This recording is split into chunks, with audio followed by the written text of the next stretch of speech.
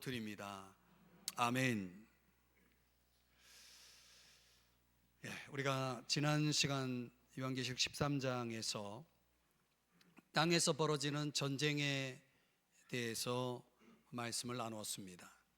그 전쟁으로 인하여서 마귀 숭배를 거절한 그리스도인들이 여러 가지 박해와 순교를 당하는 일도 있다는 것을 말씀드렸습니다. 오늘의 무대는 하늘입니다. 하늘에서 어떤 일이 있을까 궁금하지 않습니까? 이제 하늘의 장면은 우리 믿는 자들에 대해서 하나님이 기다리고 계시다는 사실을 보여줍니다. 그리고 하나님의 인침을 받은 자들을 위로하고 격려하는 그런 내용을 담고 있습니다. 그 장면의 모습을 어린 양이신 예수 그리스도와 함께 하늘의 예루살렘 시온산에 서 있는 14만 4천의 수를 그려주고 있습니다. 이 14만 4천이 의미하는 것에 대해서 궁금해하는 성도님들이 많습니다. 흔히 요즘 우리 주변에 신천지라고 하는 사이비 집단들, 이단 집단들이 이 14만 4천을 자기들의 그 집단의 무리 속에 있는 사람들의 숫자로 왜곡해서 악용하는 그런 사례들을 보는데, 그런 뜻 아닙니다. 이 14만 4천을 해석하는 데 있어서는 두 가지 해석적 관점이 있습니다. 하나는 문자적인 해석, 또 하나는 상징적인 해석. 문자적으로 해석할 때에는 예수님이 재림 직전에 환란 시대가 있는데, 그 환란 시대에 구원을 받게 될 유대인 그리스도인들을 가리킵니다. 그 유대인으로서 그리스도인 된 자들이 구원을 받아서 이제 구원의 복음을 전하는 역할을 하게 되는데, 그것은 이제 다음 본문에서 소개해 주는 내용입니다. 또 하나 상징적인 해석이 있는데, 이것은 구약을 대표하는 이스라엘의 12지파 12, 또 신약을 대표하는 예수님의 12제자 12, 신약과 구약을 대표하는 12와 12를 곱하면 몇이 되죠? 144가 되죠. 그래서 유대인들은 많다라는 것을 상징적으로 사용할 때 숫자 1000을 씁니다. 그럼 이 144에 곱하기 1000을 하면 몇이 되죠? 14만 4천이 됩니다. 해서 이 상징적인 의미로 이 숫자를 해석하는 학자들은 구약의 이스라엘 백성과 구원받은 이스라엘 백성들, 또 신약의 구원받은 그리스도인들 전체, 즉 모든 시대에 구원받은 그리스도인들 전체를 가리키는 것이다, 이렇게 해석합니다. 이 두 가지 해석 다 타당성이 있습니다. 문자적으로 볼 것이냐 상징적으로 볼 것이냐에 대해서 차이를 가질 뿐입니다. 저는 오늘 이 본문을 풀이하는 데 있어서, 해석하는 데 있어서 후자, 상징적인 그런 의미로 이 본문을 풀어보려고 합니다. 왜냐하면 지금 저와 여러분, 구원받은 저와 여러분, 이 시대에 믿음을 갖고 살아가는 우리 그리스도인들도 결국은 어린 양 예수 그리스도와 함께 저 하늘의 예루살렘에서 시온산에서 함께 영원히 함께할 자들은 맞잖아요. 그런 차원에서 보면, 그렇다면 이 어린 양 예수 그리스도와 영원히 저 하늘의 예루살렘에서 살게 될 이 마지막 시대의 성도로서의 우리의 모습, 오늘 본문이 그려주고 있다는 것입니다. 마지막 시대의 성도로서 살아야 할 저와 여러분의 세 가지 모습이 있습니다. 첫 번째는 스탠딩입니다. 승리를 의미하는 표현이죠. 서는 것입니다. 자, 1절 말씀을 보시면 어린 양이 시온산에 섰고, 이 영어 성경에는 was standing이라고 되어 있습니다. 섰고, 그리고 그와 함께 14만 4천이 함께 뭐하고 있어요? 서 있는데, 이렇게 말하고 있죠. 이 서다라고 하는 원어 히스테미라고 하는 단어는 어떤 장소에 거기 서 있다라는 문자적인 의미가 있습니다. 그러나 그 본 의미는 어떤 전쟁을 치른 후에 승자들이 서 있는 모습을 그리고 있습니다. 패자는 엎드려 있고 승자는 서 있는 거죠. 그래서 예수 그리스도께서 마귀와의 싸움에서 이겼기 때문에 서 있는 것입니다. 그리고 우리도 그 예수 그리스도의 승리에 참여하는 자로서 서 있는 것입니다. 이해가 되십니까? 그러니까 마지막 시대의 성도들은 서 있는 승자의 자리에 있어야 된다는 거예요. 그러면 이 승리가 어떻게 이루어지느냐, 여기에 대해서 본문을 계속 들여다보면 1절을 보시면 그들의 이마에는 어린 양의 이름과 아버지의 이름을 쓴 것이 있더라, 이렇게 말씀하고 있죠. 여러분, 이 승리는 이마에 적혀 있는 이름과 연결되어 있다는 걸 알 수 있습니다. 이 이마라고 하는 것은 상징적으로 우리의 생각이나 사상이나 인격의 중심을 가리킵니다. 그 사람의 사상, 생각, 인격 중심에 뭐가 써 있어요? 이름이 써 있는 겁니다. 예수 그리스도의 이름이 써 있고 하나님 아버지의 이름이 써 있는 것입니다. 써 있다는 게 뭡니까? 그 이름이 써 있다는 걸 무엇을 의미하는 겁니까? 요한복음 1장 12절에는 영접하는 자 곧 그 이름을 믿는 자들에게는, 여기 믿는다라고 설명하고 있는 것이 써 있다라고 하는 의미죠. 그러니까 예수의 이름이, 하나님 아버지의 이름이 써 있다라고 하는 것은 그 이름을 믿는다는 겁니다. 믿어서 무엇이 되었습니까? 하나님의 자녀가 되었다는 것이죠. 그 하나님의 자녀가 된 사람, 믿음으로 하나님의 자녀가 된 사람들에게 뭐가 있습니까? 요한일서 5장 1절과 4절의 말씀에 의하면 세상을 이기느니라 라고 말하고 있는 거죠. 그 이김, 그 승리가 주어진다는 거예요. 그 승리의 열쇠가 뭡니까? 세상을 이김은 이것이니 우리의 믿음이라고 말하는 거죠.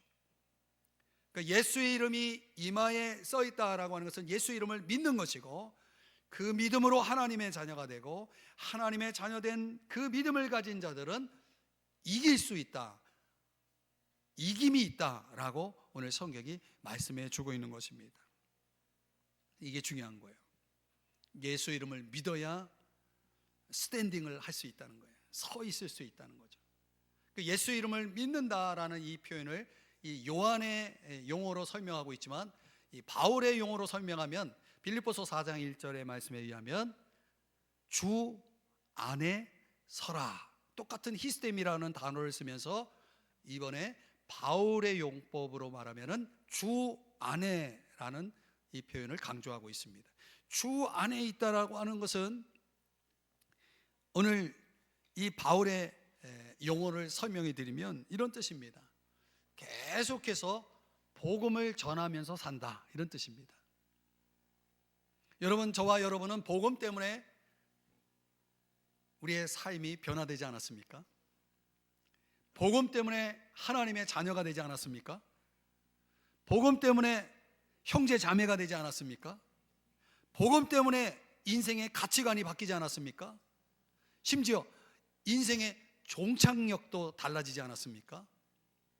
이 귀한 복음을 우리가 어떻게 전하지 않고 그 복음을 가지고 있을 수만 있겠습니까?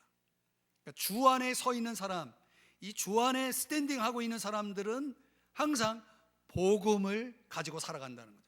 복음을 전하며 살아간다는 거죠. 또 이 주 안에 서 있다라고 하는 이 의미는 작은 예수로 그리스도인의 삶을 살고 있다는 뜻입니다. 작은 예수라는 것은 그분의 성품, 그분의 인품, 그분의 삶을 본받아서 살아가는 거죠. 더 나아가 주 안에 스탠딩하고 있는 사람들은 신앙생활을 포기하지 않습니다. 요즘 우리 주변에 신앙생활을 포기한 사람들이 너무 많죠. 주 안에 서 있지 않기 때문에 그렇게 된 것입니다. 주 안에 스탠딩하고 있는 사람들은 철저하게 주님께 붙어 있고 주님의 은혜를 힘입어 살아가기 때문에 그들은 항상 서 있는 것입니다. 사랑하는 여러분, 이런 주 안에 믿음을 가지고 주님께 붙어 계십니까? 그런 사람들은 스탠딩하고 있다는 것이죠. 미국의 전문 상담가로 유명한 아돌프 쾌자라고 하는 이름을 가진 사람이 있습니다. 아돌프 쾌자. 그가 현대인들을 지적한 내용이 있는데, 이 현대인들, 지금 이 시대를 살아가는 현대인들은 자기 존재에 대한 혼돈, 자기 존재에 대한 불평으로 인해서 고통을 당하고 있다라고 지적을 했습니다. 그의 이야기를 좀 더 설명해 드리면 몇 가지 이유로 인해서 그들은 고통을 받고 있다. 현대인들의 고통이 있다는 것이죠. 이게 뭐냐? 자기 존재에 대해서 잘 모른다는 것입니다. 세상도 알고 또 과학도 알고, 우리가 IT 시대에, AI 시대에 여러 가지 디지털에 대한 많은 상식을 가지고 있지만 정작 자기 존재에 대해서 모른다는 거예요. 나를 모르기 때문에 아무 문제도 해결할 수 없는 존재로 살아가는 그런 고통을 겪고 있다라고 이 아돌프 쾌자가 지적을 합니다. 또 그가 말하는 현대인들의 고통은 뭐냐면 내가 어디에 속해 있는지 혼돈에 빠져 있다는 거예요. 여러분은 어디에 속해 있습니까? 우리가 그런 소속을 생각할 때에 가족을 가장 많이 생각하죠. 과연 나는 가족 안에 나는 누구인가? 나는 가족들과 어떤 관계 속에 있는가? 나는 진정 내 가족, 내 가정에 어떤 위치에 서 있는가? 이런 걸 고민한다는 거죠. 그래서 생활하다 보면 요즘 가정마다 다 그렇게 살지 않습니까? 자녀들을 위해 살잖아요. 자녀들을 위해 살고 내 가족을 위해 살다가 어느 순간에 갑자기 허무가 찾아오고 회의가 찾아오고 절망이 찾아오면서 나는 뭐냐? 나는 누구냐? 나는 어디에 소속되어 있느냐? 이런 혼란, 혼돈과 허무에 빠지게 된다는 거예요. 더 나아가 일에 대한 불평을 갖고 살면서 고통을 겪는다는 거죠. 그러니까 내가 하고 있는 일에 대한 어떤 진정한 의미를, 가치를 제대로 깨닫고 이해하지 못하고 일을 하다 보니 불평이 생기는 거예요. 내가 이 일을 왜 해야 되는지, 이게 무슨 가치가 있는지 하면서 그 일 속에서의 고통을 겪고 살아간대요. 그래서 이 사회 큰 구조 속에서 결국 사람들이 자신의 존재를 한 부품과 같은 별 볼일 없는 그런 존재로 여겨지면서 큰 절망과 허무에 빠지게 된다. 이런 진단을 이 아돌프 쾌자라는 상담학자가 내리고 있습니다. 저는 가만히 우리 주변을 보고 이야기를 들어보면, 사람들이 살아가는 이야기들을 들어보면 저는 이 아돌프 쾌자의 지적이 결코 틀리지 않다라는 생각을 하게 됩니다. 많은 사람들이 혼돈 속에 있고 고통 속에 있다는 사실이죠. 그 신학자 라이놀트 니버가 말한 것처럼 여러분, 우리 그러나 예수 믿는 사람들은 좀 다릅니다. 예수 믿는 사람들은 삶의 의미를 십자가 안에서 발견한 사람들입니다.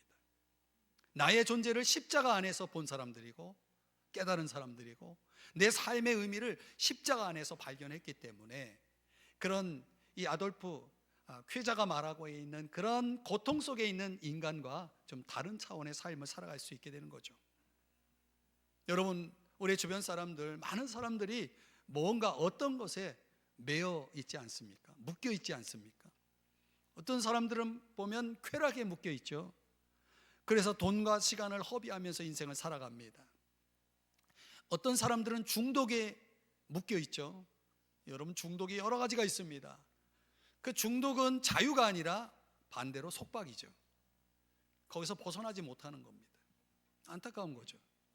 어떤 사람들은 자신들의 마음과 영혼을 파괴하는 그 미신적인 우상에 빠져서 묶여 있기도 합니다. 여러분, 성경은 뭐라고 말합니까? 너희들이 나를 떠나서는 아무것도 할 수 없다. 너희들은 내 안에 있어야 된다. 예수님께서 요한복음 15장에서 강조하고 있지 않습니까? 나는 포도나무고 너희는 가지기 때문에 너희들은 그저 내 안에 있어야만이 살아갈 수 있다. 열매를 맺을 수 있다 라고 말씀하고 있지 않습니까? 그러니까 우리는 세상 사람들이 묶여있는 곳에서 벗어나서 우리의 손은, 우리의 마음은 주님의 손에 묶여야 되고, 우리의 발과 우리의 몸은 주님의 권능에 묶여야 되고, 우리의 인생은 주님의 은혜에 묶여 있어야 되는 것입니다.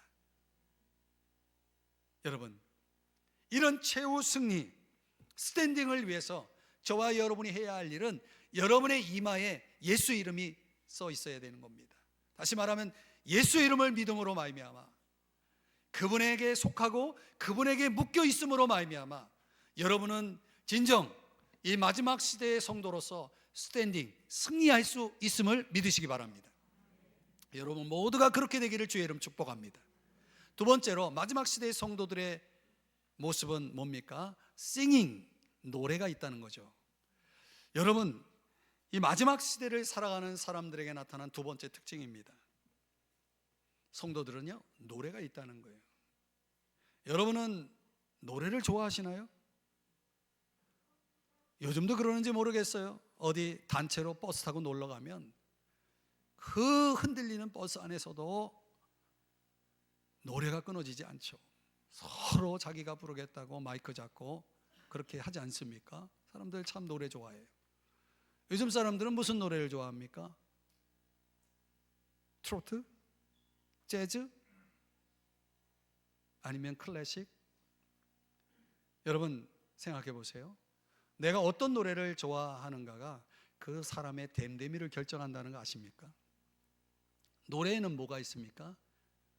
우리 음만 있는 것이 아니라 가사가 있다는 걸 잊지 마셔야 됩니다.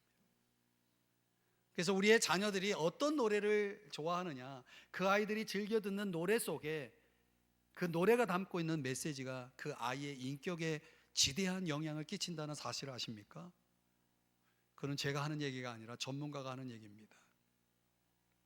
우리가 평소에 어떤 노래를 듣고 있고 어떤 노래를 부르고 있느냐가 그 사람의 됨됨이의 인격에, 나아가 신앙에도, 나아가 그들의 미래에도 지대한 영향을 끼친다는 사실을 우리는 기억해야 됩니다. 그런데 오늘 성경에 하늘에서 14만 4천이 부르는 노래에 대해서 3절을 보시니까 뭐라고 부릅니까? 새 노래, 이렇게 부르죠.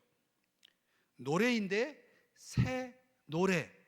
왜 이런 표현을 사용하는 것입니까? 3절을 다시 보면 땅에서 속량함을 받은 14만 4천 밖에는 능히 이 노래를 배울 자가 없더라. 이 노래를 새 노래라고 하는 것은 땅에서 속량함을 받은 사람만이 배우는 노래다. 무슨 얘기예요? 구원을 받은 체험이 있는 사람들이 부르는 노래, 그들이 배워서 부를 수 있는 노래는 바로 새 노래다 라고 말하고 있는 것입니다. 반대로 말하면 구원받은 경험이 없는 사람들은 배울 수도 없고 부를 수도 없는 노래예요. 이 새 노래는 말하자면 구원의 노래가 되는 거죠. 그러니까 여기 배우다라고 하는 단어, 이 원어에 보니까 경험적인 이해를 근거로 하고 있음을 알 수가 있습니다. 그러니까 이런 경험 없이는, 구원에 대한 경험 없이는 결코 부를 수 없는 노래. 물론 우리가 신앙 고백 없이 배우고 부를 수 있는 노래는 세상에 많아요. 그러나 진정 내가 구원을 받고 그 구원의 감격과 기쁨과 경험 속에서 흘러나오는 노래는 새 노래일 수밖에 없는 것입니다. 어제 부른 노래, 오늘 부른 노래, 여전히 새로운 노래가 될 수밖에 없다는 사실입니다. 그래서 우리의 신앙을 진단하는 방법 가운데 아주 좋은 방법이 하나 있어요. 그게 뭐냐면 내가 내 삶 속에서 얼마만큼 찬양이 나오느냐, 얼마만큼 찬양이 채워져 있느냐를 보면 그 사람의 신앙이 정확하게 진단이 됩니다. 제가 은혜 가운데 충만할 때 하루 종일 찬양입니다. 뭐 사람들이 들으라고 부르는 게 아닙니다. 제 마음속에 흘러나오는 노래가 제 입에서 떠나지를 않습니다. 저는 그걸 체험했습니다. 정말 내 안에 구원받은 이 기쁨과 감격이, 주님을 향한 그 사랑과 믿음이 표현되어 나오는 이 뉴송, 이 새 노래는 그야말로 새 노래인 것입니다. 부를 때마다 새 노래가 되는 거죠. 사랑하는 여러분, 그런데 이 노래가 하늘에서 불려지고 있다는 거예요. 근데 원래는 이 노래는 어디에서 시작됐을까요? 오늘 성경 3절을 다시 보면 땅에서 시작된 겁니다. 그 노래는, 하늘에서 부르는 그 노래는 땅에서부터 시작된 노래다. 이 문맥적으로 보면은 땅에서라고 하는 것은 환난 중에서, 이 땅에서 믿음으로 인하여 받은 환난 속에서 그들은 새 노래를 배웠고 그 노래를 하늘에서도 부르고 있는 것입니다. 성경을 인용하면 시편 40편의 말씀에 이 다윗의 고백을 하고 있는데, 여기 보니까 2절, 나를 기가 막힐 웅덩이와 수렁에서 끌어올리시고, 그래서 노래가 나옵니다. 새 노래가 내 입에 있게 됐다, 이렇게 고백하죠. 이 새 노래가, 다윗의 새 노래가 어디서 탄생하냐면 아둘람이라고 하는 동굴 속에서 탄생합니다. 다윗이, 여러분 잘 아시는 대로 사울 왕이 다윗을 죽이려고 군사를 풀어서, 전국의 군사를 풀어서 수색 중에 있습니다. 오늘 잡힐지 내일 잡힐지, 잡히면 죽는 거예요.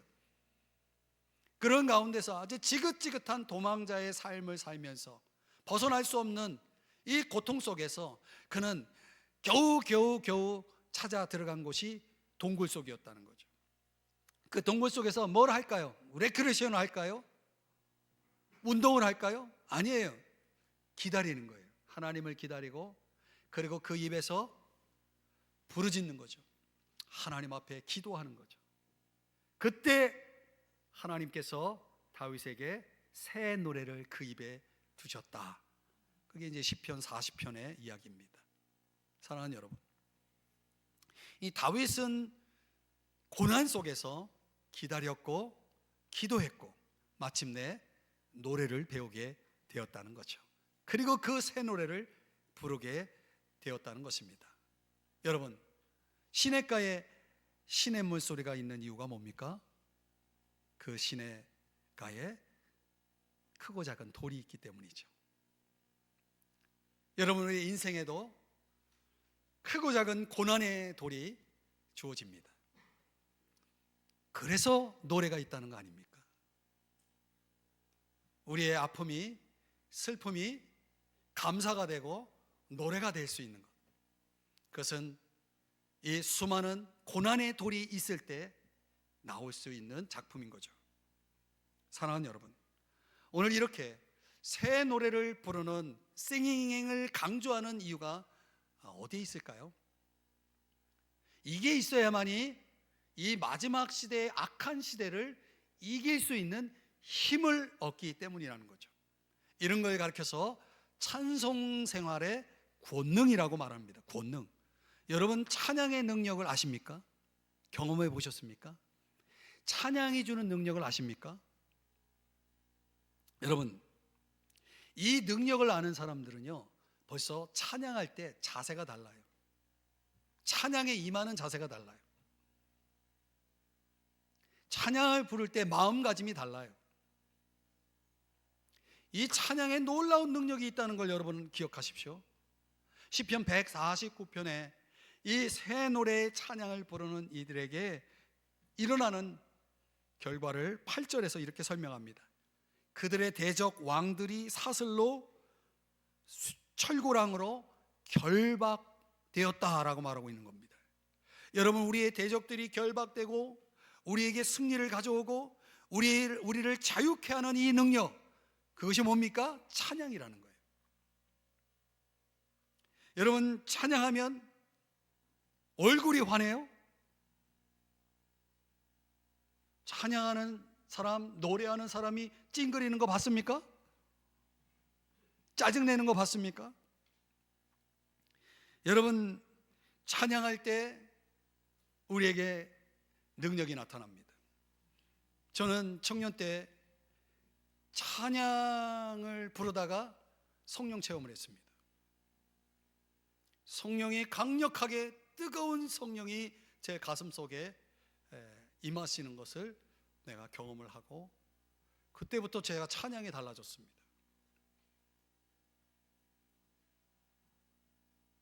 제가 이래 봐도 한 곡 하는 사람입니다.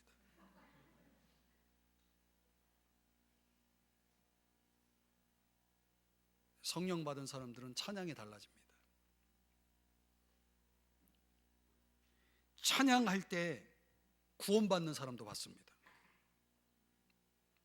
그 찬양의 가사 속에 있는 십자가의 복음을 그가, 예수님이 나를 위해 십자가에 죽으셨구나, 예수님이 나의 구세주구나, 이 사실을 깨닫고 예수님을 영접해서 그 찬양 가운데 예수님을 내 마음에 모셔드리면서 구원을 체험하는 사람을 봤다는 거예요. 여러분, 찬양할 때 병이 치유되는 것도 봤습니다. 여러분, 찬양하다 보면 놀라운 일들이 생깁니다. 아시나요? 여러분, 세상 노래도 좋겠지만은 장르를 바꾸세요. 찬양을 들으세요. 찬양을 부르세요.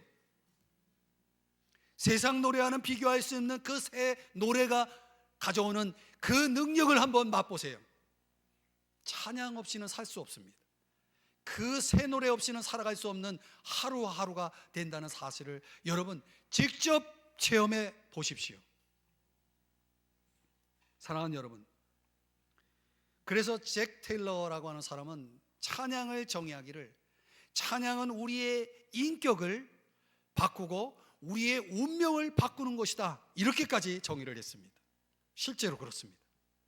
사랑하는 여러분, 이 마지막 시대를 살아가는 우리들이 찬양을 부를 때 우리의 시선이 하나님의 보좌를 향하고 주님으로부터 오는 이 놀라운 능력이 임한다면 우리가 어찌 찬양하지 않을 수 있겠습니까? 오늘 사랑하는 여러분, 이 마지막 시대의 성도로서 살아가는 여러분, 구원의 새 노래, 그 노래로 주님이 주시는 놀라운 힘과 능력을 가지고 살아가는 여러분 되시기를 주의 이름으로 축복합니다. 마지막으로 세 번째는 이 마지막 시대를 살아가는 성도들에게 어떤 모습이 있습니까? 세퍼레이션, 구별됨이 있다는 것입니다. 오늘 이 14만 4천 명의 특징은 땅에서 속량함, 구속함을 받은 사람이라고 말했죠. 이게 속량이라고 하는 것은 곧 소속을 가리킵니다. 그러니까 땅에서 구출을 받았기 때문에 더 이상 땅에 소속되지 않는 것입니다. 그래서 예수님께서 요한복음 17장에서 뭐라고 말씀하냐면, 내가 세상에 속하지 않은 것처럼 나의 제자들도 세상에 속하지 아니했다라고 말하면서 내가 그들을 그래서 거룩하게 만든다라고 말씀을 하셨습니다. 이렇게 기도하셨어요. 그러니까 세상에 속하지 않은 자들의 특징이 뭡니까? 거룩하다는 거예요. 구별된다는 거예요. 이것을 사도 바울은 빌립보서 3장에서 이렇게 설명했습니다. 하늘의 시민권자이다 라고 말씀하면서, 반대로 땅에 속한 사람들, 십자가의 원수로 십자가를 부정하는 사람들, 십자가를 믿지 않는 사람들은 땅만 생각하며 살아가는 사람들이다, 땅에 속한 사람들이다. 그러나 우리의 시민권은 하늘에 있고 우리는 하늘에 계신 저 예수 그리스도, 우리를 구원하신 예수 그리스도를 뭐하면서요? 기다리면서 사는 자다. 이렇게 구별, 세퍼레이션을 하고 있는 것입니다. 그렇습니까, 여러분? 이런 마지막 시대의 성도들에게 주어지는 세퍼레이션은 뭡니까? 세 가지 특징을 보여주고 있어요. 4절, 5절. 순결, 따름, 그리고 거짓이 없고 흠이 없음. 설명하자면 순결이라고 하는 것은 자기를 더럽히지 않는 것을 얘기합니다. 자기를 더럽히지 않고 순결한 자의 특징이 뭡니까? 이 세상과 타협하지 않는다는 거죠. 그래서 로마서 12장 2절에 뭐라고 말씀합니까? 이 세대를 본받지 말라고 말하는 것입니다. 여러분, 우리는 하나님의 말씀을 아는 자들이에요. 그렇기 때문에 하나님이 뭘 원하시는지, 하나님이 원치 않는 것이 무엇인지를 아는 사람들이에요. 하나님의 선하시고 기뻐하시고 온전하신 뜻이 무엇인지를 아는 사람들이기 때문에 하나님이 원하시지 않으면 상대도 하지 말아야 되는 거예요. 그런 게 분별이 안 된다면 그 사람은 세퍼레이션이 없는 사람들이죠. 하나님이 기뻐하신다면 내가 그것에 아멘 순종할 것이고, 하나님이 기뻐하지 않는다면 상대도 하지 말아야 되는 거예요. 그게 타협하지 않는 거예요. 그게 오늘 성경의 단어로 말하면 순결이라고 하는 거예요. 퓨리티죠. 이게 있어야 된다는 거예요. 또 어린 양 예수님이 어디로 인도하든지 따르는 자다. 어디로 인도하든지 따르는 자다. 이 세퍼레이션, 구별된 사람들의 특징이 뭡니까? 우리의 목자가 되신, 우리는 양이고 목자 되신 예수 그리스도의 음성을 듣고 그분을 그대로 따라간다는 거예요. 그대로 따라가는 거예요. 여러분, 양은 고집이 있어요.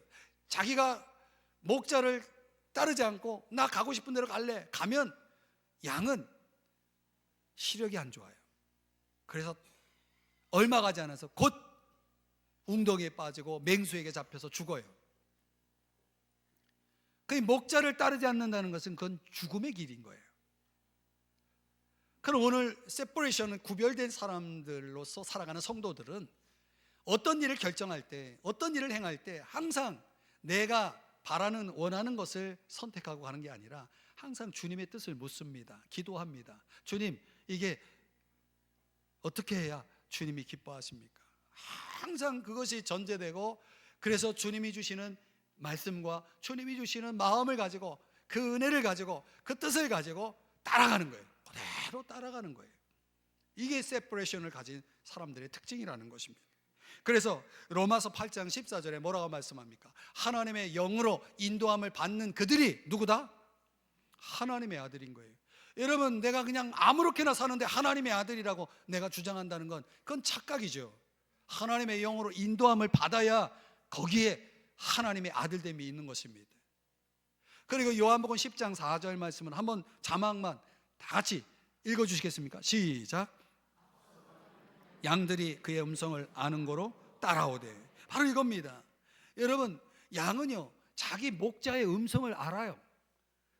자녀들은요 엄마 아빠의 음성을 저 1km 밑에서, 1km 떨어진 곳에서 이름을 부르잖아요. 그러면 애들은 알아들어요. 교실 밖에서 엄마 소리가 들리는 거 알아들어요. 목자는요 주님의 음성을 알아들어요. 알 뿐만 아니라 따라가요. 이게 세퍼레이션을 가진 성도들의 모습인 거죠.